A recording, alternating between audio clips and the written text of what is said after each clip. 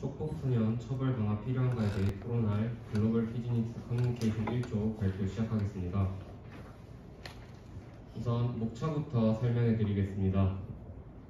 저희 1조는 쟁점 두 가지에 대하여 찬성과 반대 측의 주장과 근거로 진행되면 각 입장 최종 발언을 끝으로 토론을 마치겠습니다. 저희의 쟁점은 소년 범죄율을 줄이기 위해 처벌과 교화 중 무엇이 우선인가, 두 번째, 소년 범죄의 책임은 개인에게 있는가, 사회에 있는가로 토론을 시작하겠습니다. 최근 촉법소년과 관련하여 일어난 기사들을 모아봤습니다. 보시는 바와 같이 다양한 사건들의 촉법소년들에 의해서 일어나고 있습니다. 여기서 촉법소년이란 형벌을 받을 범법 행위를 한 만 10세 이상 14세 미만의 형사처벌을 받지 않고 소년원으로 보내지거나 보호관찰을 받는 등 보호처분을 받게 되는 대상을 말합니다. 그럼 쟁점 1에 관하여 먼저 찬성 측 입론 시작하겠습니다. 네, 저희는 소년 범죄율을 낮추기 위해서는 처벌 강화가 우선이다라고 주장하는 찬성 측입니다. 현재 촉법소년의 수와 강력범죄가 갈수록 증가하고 있습니다. 왼쪽에 있는 표는 경찰청에서 집계한 2016년부터 2020년까지 촉법소년이 소년부로 송치된 현황입니다. 이 표를 통해 지난 5년 동안 촉법소년의 수가 증가했다는 것을 알 수 있습니다. 2021년에는 2015년에 비해 46.6%나 증가하였으며 최근 5년간 소년부에 송치된 촉법소년은 총 39,694명에 달했습니다. 촉법소년의 수 증가와 더불어 강력범죄도 해마다 늘어나는 추세입니다. 왼쪽에서 보이는 표는 2017년부터 2021년까지 강력범죄 증가율이며 최근 5년간 강력범죄로 법원에 송치된 촉법소년의 수는 35%나 증가했습니다. 이 자료를 통해 촉법소년들의 범죄가 갈수록 잔인해지고 흉포화돼가고 있다는 것을 알 수 있습니다. 밑에 있는 자료는 최근 5년간 강력범죄를 저지른 촉법소년의 소년부 송치 현황입니다. 절도와 폭력이 가장 많았으며 2021년에는 8,474건에 이르렀습니다. 다음으로 쟁점 1에 관하여 반대 측 입론하겠습니다. 네, 저희는 찬성 측과 달리 소년 범죄율을 낮추기 위해서는 처벌 강화보다 교화가 우선임을 주장하는 반대 측입니다. 반대 주장의 근거를 들어 말씀드리도록 하겠습니다. 첫째로 소년법은 소년의 보호와 교화를 목적으로 하는 법으로 이를 상기시킬 필요가 있습니다. 소년법 제1조는 반사회성이 있는 소년의 환경 조정과 후행 교정을 위한 보호 처분 등에 필요한 조치를 하고 형사처분에 관한 특별 조치를 함으로써 소년이 건전하게 성장하도록 돕는 것을 목적으로 한다고 명시하고 있습니다. 실제로 2007년 소년법 개정문 국가인권위원회의 2018년 자료에서도 소년법의 기본 이념은 아동기의 특수성을 고려하여 형벌보다는 교육을 통한 사회 복귀에 있음을 명확히 밝히고 있습니다. 또한 유엔 아동권리협약은 촉법소년 연령이 12세 이상일 경우 더 이상 하한하지 않도록 권고하고 있습니다.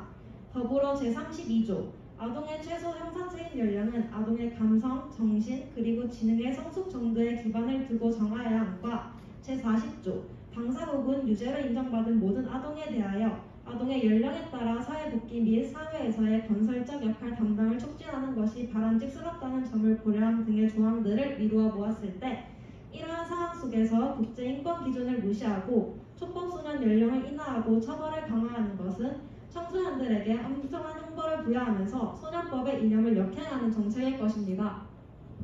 네, 반대 측 주장 잘 들었습니다. 찬성 측 다음 근거 제시주시기 바랍니다. 네, 교화보다는 처벌 강화가 필요하다고 주장하는 저희 찬성 측은 촉법소년의 범죄 재질과 범행 수단이 날이 갈수록 심각해지고 있으며 약한 처벌 및 교화만으로는 역부족이라고 생각합니다. 청소년 인구가 감소하는 반면에 범죄 재질 및 수단이 심각한 강력범죄가 늘어난다는 것은 범죄가 저연령화되고 있다는 증거이며 이것을 처벌 강화를 통해 제재해야 합니다. 관련된 사례로는 촉법소년 렌트카 교통사고 사망사건이 있었습니다. 관련 영상 시청하겠습니다.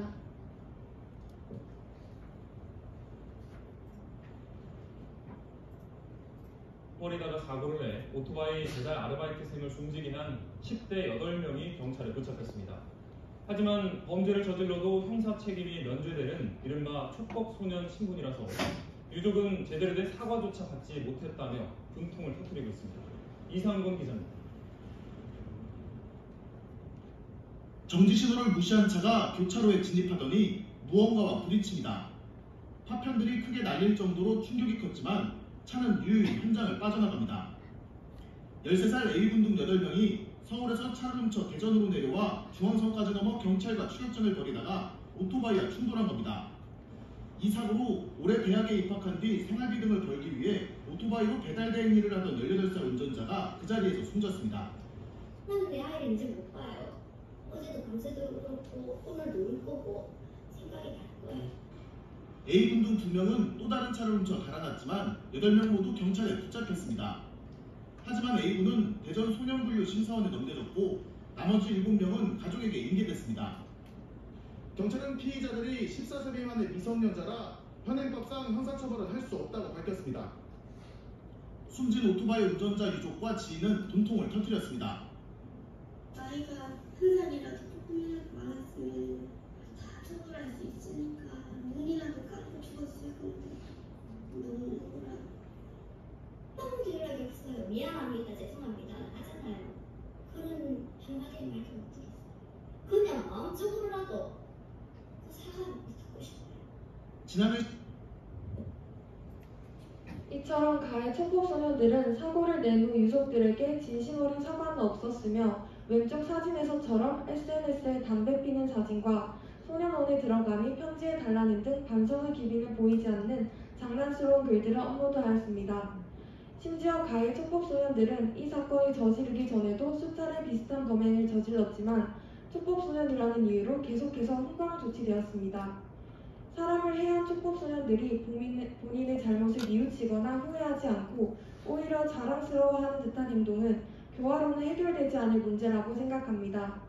처벌을 강화함으로써 처벌에 대한 경각심을 높일 필요가 있으며 촉법 소년들 중 특히 재범자는 범죄를 저질러도 처벌을 받지 않는다는 사실을 잘 알고 있기에 범행 수단과 재질 또한 점점 악화되고 있습니다. 그렇기에 저희 찬성 측은 촉법 소년들을 올바른 길로 인도하기 위해서 그들로 인해 피해받은 피해자들을 위해서 처벌이 강화되는 것이 우선이라고 생각합니다. 네, 반대 측 다음 근거 제시해 주시기 바랍니다. 네, 반대 측의 두 번째 근거는 바로 촉법 소년의 연령을 하향하고 처벌을 강화하는 것은 실효성이 부족하다는 것입니다. 사례로 미국의 형사 이송 제도를 들 수 있습니다. 미국은 1990년대 청소년 huy학 범죄가 증가하면서 소년 강력범을 소년 법원이 아닌 형사 법원으로 보내는 형사 이송 제도를 확대하여 2003년까지 시행하였습니다. 하지만 성인 교도소에 수감됐던 소년범의 재범이 오히려 증가하고 재범까지의 시간이 짧아지며 결국 2004년 형사 이송 연령을 다시 상향시킨 후 지역 사회를 기반으로 한 교화 프로그램을 확대하는 방향으로 바뀌었습니다. 한 가지 사례로 전체를 일반화할 수는 없지만 미국의 경우 이 제도를 31개 주에서 시행하였으나 평균적인 결과가 좋지 않았다는 점을 고려하였을 때 처벌 강화는 실효성이 크지 않다고 이야기할 수 있을 것입니다. 또한 이후 처벌의 강화보다 교화 프로그램을 확대하는 방향으로 제도를 개선하였다는 점을 근거로 들어 처벌 강화보다는 교화에 중점을 두어야 한다고 주장하고 싶습니다. 네, 찬성 측 쟁점 1에 대한 마지막 근거 제시해 주시기 바랍니다. 마지막으로 소년법 악용 사례가 심각해지고 있다는 문제입니다. 소년법의 악용이 교화로는 해결할 수 없을 정도의 수준에 이르렀습니다. 건국대 경찰학과 이홍혁 교수는 소년들이 어떻게 하면 상대방을 괴롭힐 수 있는지, 어떻게 하면 법망을 피해 나갈 수 있는지 하는 범죄 지능은 예전보다 상당히 높아졌다. 이른바 행위 조정 능력, 사고 통제 능력은 70년 전에 비해서 상당히 발달했다는 것이다 라고 말했습니다. 관련 사례로 금품 절도 사건이 있습니다. MBC 보도에 따르면 13세 A군이 한 무인 매장에 들어가 금품을 훔치고 범죄를 저질렀다고 합니다. 당시 촬영된 CCTV 영상을 보면 A군은 인적이 없는 새벽을 틈타 매장 안으로 들어간 뒤 가위로 결제기를 열고 그 안에 들어있던 현금을 챙기고는 달아나는 모습을 확인할 수 있었습니다. 경찰에 따르면 A군이 이런 절도 범죄를 저지른 것은 이번 한 번뿐만이 아니었다고 합니다. 그는 약 11일에 걸쳐 무려 20여 배 절도 행각을 벌인 것으로 조사됐습니다. 그가 훔친 금품의 가치는 무려 700만 원에 달하는 것으로 파악됐다고 합니다. 무인상점뿐만 아니라 학교에서도 태블릿 PC를 훔치는 범죄를 저질렀다고 합니다. 관련 영상 시청하시겠습니다. 돈을 훔쳤다는 소식 전해드렸었죠.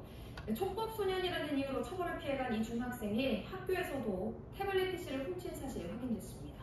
정인국 기자입니다. 11일 만에 무인점포 22곳을 턴 13살 김모군. 김군의 절도는 재학 중인 학교에서도 이어졌습니다. 김군은 무인점포를 털기 시작한 지난달 28일 학생이 없는 교실을 돌며 태블릿 PC 17대를 훔쳤습니다. 금액으로는 500만 원이 넘습니다. 이 사건 역시 촉법소년이라는 이유로 형사처벌을 받지 않았습니다. 학교 측은 현재 경찰은 A군을 2차례나 붙잡았지만 A군은 그때마다 난 만 14세가 되지 않은 촉법소년이라며 처벌할 수 있겠느냐라고 되려 욕설, 막말 등을 퍼부었다고 합니다. 두 번째 사례로 승합차 절도 사건을 예로 들 수 있습니다. 이 사건 또한 촉법소년 2명이 저지른 사건으로 이들은 과거에도 40여 차례나 비슷한 범행을 저질렀지만 잡힐 때마다 촉법소년이라는 이유로 풀려난 것으로 전해졌습니다. 그러다 처벌 대상인 만 14세가 넘었다는 것을 미처 생각하지 못한 채 또 범행을 저지르다 이번에는 처벌받게 됐다고 합니다. 저희는 이 세 가지 근거로 소년 범죄율을 낮추기 위해 처벌이 우선되어야 한다고 주장하는 바입니다. 네, 반대측 마지막 근거 제시시기 바랍니다. 네, 반대측 마지막 주장 시작하겠습니다.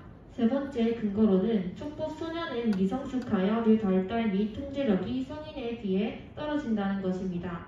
뇌의 미성숙은 장기적인 행위의 결과를 예측하거나 충분히 고려하지 못하고 위험한 행위, 범죄 행위로 나아갈 수 있다는 것을 의미합니다. 미국의 국립정신보건원 제이필드는 청소년기 동안 뇌의 전두엽이 계속 발달한다는 것을 밝혔습니다. 이때 전두엽은 어떤 행동이 위험한가 여부를 결정하는 데 중요한 역할을 하고 있습니다. 이때 인간성과 도덕성을 주관하기 때문에 범죄 행위와 관련하여 핵심적인 부위라 할 수 있습니다. 달리 말하면 뇌의 미성숙은 미성년자의 뇌가 학습의 과정이 있으며 성인에 비해 발전의 가능성이 높기 때문에 교육을 잘 받아들일 수 있는 특성을 가지고 있다는 것입니다.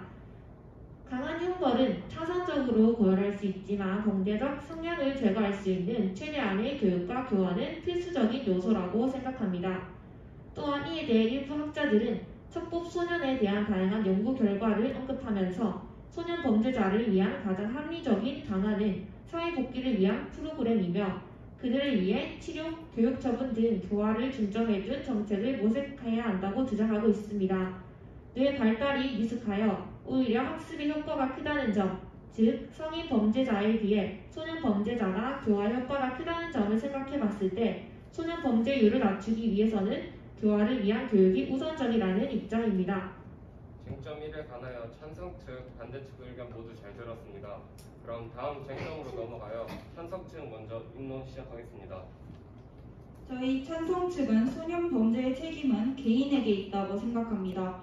중앙대 범죄 및 법정 심리학 전공 권다희님의 석사 논문에 따르면 청소년기는 다양한 변화를 경험하는 심리적 혼란의 시기로 정서 및 행동 문제가 유발되기에 취약한 상태라고 합니다. 이에 현재까지 아동 청소년에게 범죄 행동을 촉발하는 것으로 보고된 요인은 우울감, 주의력 결핍 과잉 행동 장애 즉 ADHD, 분노 조절 능력과 자기 통제 능력 저하 이렇게 크게 세 가지가 존재합니다. 이는 지극히 개인적인 심리적 요인에 의해 범죄가 일어난다고 볼 수 있습니다. 물론 정신질환이 있다고 해서 곧바로 범죄를 저지른다고 생각하는 것은 판단 오류지만 건강하지 못한 개인의 심리 상태가 범죄를 촉발할 수 있다는 부분은 간과할 수 없다고 생각합니다.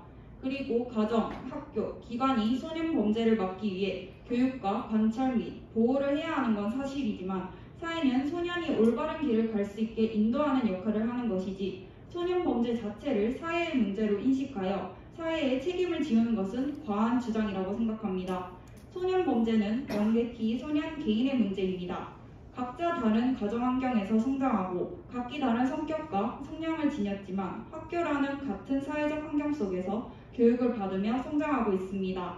또한 가난이나 학대 등 불우한 환경에서 지내며 범죄에 노출이 많이 되었다고 하더라도 그 상황에 처한 모든 소년이 범죄를 저지르지는 않습니다.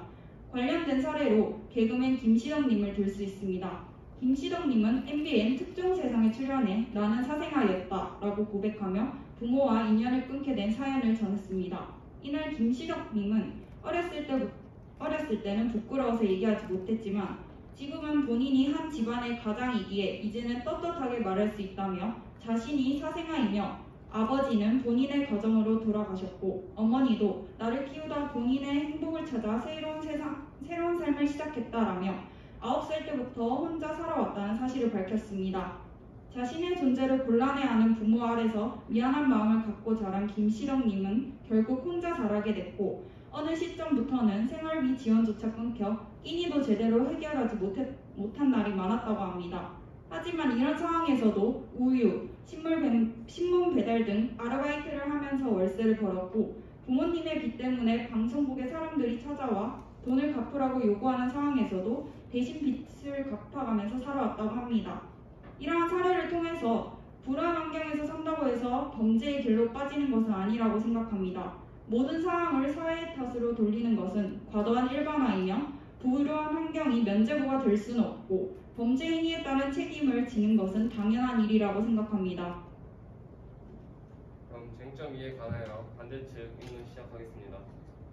저희 반대측은 소년 범죄의 책임은 사회에게 있다고 생각합니다. 환경 및 구조적인 문제는 사회가 해결해야 할 문제이며 그 책임 또한 사회에게 있다는 것입니다. 가정 환경을 이유로 비행을 온전히 설명할 수 없지만 부모의 양육 태도는 어린 아이들에게 큰 영향을 미칠 수 있습니다. 이를 위해서는 보호자 교육제도의 활성화, 가족 심리치료 등을 함께 고려해야 하며 현재 우리나라 소년법 32호 보호처분의 결정으로도 규정되어 운영 중인 정책입니다. 그러나 우리나라는 선진국과 다르게 단 하루 4시간이나 8시간 정도의 짧은 교육만 시행하고 있으며 이는 부모의 인식 전환이 이루어지기는 턱없이 부족한 시간입니다. 이에 대해서 형식적인 시행이 아닌 보호자 교육을 통한 소년범의 성행 개선을 목표로 하는 진정한 의미의 보호자 교육 프로그램을 개발하고 시행한다면 저연령 소연형 범죄의 경우에도 적용하여 우수한 효과를 볼 수 있을 것입니다. 다음으로는 중앙대학교 대학원의 촉법소년 및 형사 미성년자의 적정 연령에 관한 연구 논문에 따르면 소년 비행 및 범죄를 유발하는 교사의 태도는 무관심, 지나치게 엄격한 지도력, 폭력, 낙인 찍는 행위, 비일반적인 훈육 등이 존재한다고 합니다. 이에 대해 미국에서는 갈등적 관계가 높게 나타나는 학교 환경에서 과잉 행동과 반사회적 문제가 증가하였다는 결과와 함께 미국 범죄예방센터에서 학교폭력 예방 방안으로 교사와 학생 간의 온화한 관계 형성을 강조하였습니다. 학생에 관한 관심과 지지를 통해 긍정적인 유대관계를 형성하는 것이 소년 범죄의 보호 요인으로 작용한다는 점을 고려할 때 교사와 학교에 각별한 관심이 필요하다고 생각합니다. 또한 교육 수준의 상승과 콘텐츠 접근도 문제가 되고 있습니다. 시대가 빠르게 변하면서 청소년들의 신체적, 정신적 성숙 정도가 가속화되고 있습니다. 이때 문제는 교육 콘텐츠뿐만 아니라 폭력물, 음란물 등의 유해 정보가 만연하다는 것입니다. 미디어를 이용하여 범죄 수법을 공유하는가 하면 어떠한 범죄를 저질러도 소위 빨간 줄이 생기지 않는다는 사실을 인지하여 범죄에 악용하는 사례까지 쉽게 찾아볼 수 있습니다. 또한 엄마가 탈의하는 모습, 자는 모습, 심지어 특정 신체 부위를 클로즈업한 장면을 몰래 촬영하여 SNS상에 올리는 행위에 초등학생의 엄마 몰카놀이도 이와 같은 현실을 드러낸 사건입니다. 이를 방지하기 위해서는 아동의 특성과 수준을 고려한 적절한 윤리교육의 시행이 필요한 시점입니다. 마지막으로는 교화를 위한 사회 제도 및 수용시설이 부족하다는 것입니다.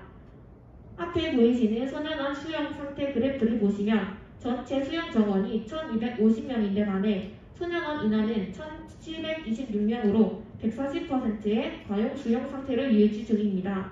올바르고 좋은 교육을 제공하기 위해서는 효율적인 환경 또한 뒷받침되어야 된다고 생각합니다. 따라서 소년보호 교육시설 및 소년원 시설 확충과 내부 교육이 필요한 시점이라 할 수 있습니다. 또한 범죄예방정책국의 주요 뉴스에 따르면 2019년 기준 보호관찰관 1인당 관리하는 보호관찰 대상자는 112건으로 이는 OECD 주요국 평균 27.3년에 4.1배에 달하는 수준입니다. 기본적으로 보호관찰 자체가 관찰 인원 개개인에게 섬세하게 힘쓸 수 없는 시스템이며 1인당 관리하는 보호관찰 대상자가 평균 4.1배에 달하는 수준으로 봤을 때 교화를 위한 효과적인 제도라고 보기 어려운 환경이라 할 수 있습니다. 이외에도 초기 비행에 대한 개입 부족과 체계적 관리 감독의 한계가 있습니다. 이 때문에 저희 반대 측은 소년 범죄의 책임은 사회에 있다고 주장하는 바입니다. 이상으로 쟁점 두 가지에 대한 토론을 마치며 찬성 측과 반대 측 최종 발언 있겠습니다. 찬성 측 먼저 최종 발언 해주시기 바랍니다. 찬성 측 최종 발언하겠습니다. 촉법소년의 범죄율이 증가하고 죄질이 악화되며 악용 사례가 증가하는 등의 문제를 법안 개정을 통한 처벌 강화로 범죄에 대한 경각심을 일깨우며 강경하게 그들을 이끌어야 한다고 주장합니다. 또한 국가적 차원으로 사회 제도적 변화를 주는 것도 일정 부분 효과가 있을 수는 있으나 범죄 자체는 개인이 선택한 것이고 불우한 환경에서 산다고 해서 범죄의 길로 빠지는 것은 아니며 모든 상황을 사회의 탓으로 돌리는 것은 과도한 일반화라고 생각합니다. 불우한 환경이 면죄부가 될 수는 없다고 강력히 주장하는 바입니다. 따라서 저희는 촉법소년의 처벌 강화에 대한 찬성 의견을 주장하며 이상으로 발언 마치겠습니다. 네, 반대 측 최종 발언 해주시기 바랍니다.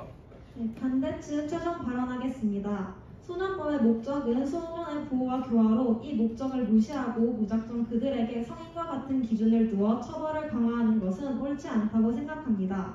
또한 촉법소년들은 미성숙한 아동으로 충분한 교육과 관찰, 보호를 통해 교화가 가능한 대상입니다. 이러한 대상들을 교육하고 관리할 만한 체계적인 시스템이 부족했다는 것은 충분히 사회의 책임이라고 볼 수 있습니다. 사회 구조적, 환경적 문제에 대해 심도 깊이 논의하고 시설 확충 및 범죄 예방 교육, 피해자 보호 및 사후 관리 프로그램에 중점을 두는 것이 더 효과적일 것입니다. 따라서 저희는 촉법소년의 처벌 강화에 대한 반대 의견을 주장하며 이상으로 발언 마치겠습니다. 촉법소년 처벌 강화 필요한가에 대하여 이상으로 1조 토론을 마치겠습니다. 감사합니다. 네, 질문